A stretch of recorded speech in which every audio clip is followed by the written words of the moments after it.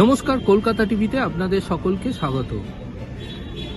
জনগণনার কাজে শিক্ষকদের যে বিজ্ঞপ্তি জারি করা হয়েছে, ৩রা আগস্টের শিক্ষকদের সেই জনগণনার কাজে নিয়োগ সংক্রান্ত বিজ্ঞপ্তি প্রত্যাহার করল রাজ্য সরকার।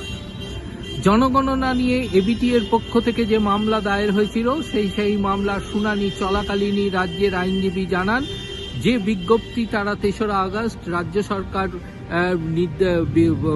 প্রকাশ করেছিল তা প্রত্যাহার করে নেওয়া হয়েছে। শিক্ষকদের এই জনগণনার কাজে বাধ্যতামূলক নয় বলেও রাজ্যের আইনজীবী জানান।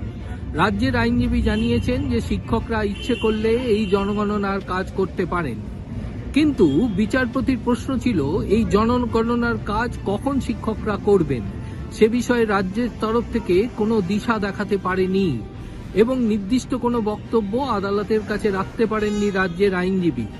রাজ্য এবং কেন্দ্রের আইনজীবী নির্দিষ্ট কোনো তথ্য বা নির্দিষ্ট কোনো নির্দেশিকা বা ইনফরমেশন আদালতকে না দেওয়ায় বিচারপতি কৃষ্ণা রাও অসন্তোষ প্রকাশ করেন।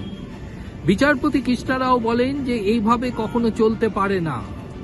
শিক্ষকরা কখন কাজ করবেন, বিদ্যালয়ের সময় চলাকালীন বা বিদ্যালয়ের পরে না ছুটির পরে বা ছুটির দিনে কখন জনগণনার কাজ করবেন এ বিষয়ে রাজ্যের একটি নির্দিষ্ট নির্দেশিকা থাকা উচিত। কিন্তু রাজ্য সরকার বা এই জনগণনা কমিটির পক্ষ থেকে কেউ কিন্তু আদালতের কাছে নির্দিষ্ট কোনো তথ্য দিতে পারেননি।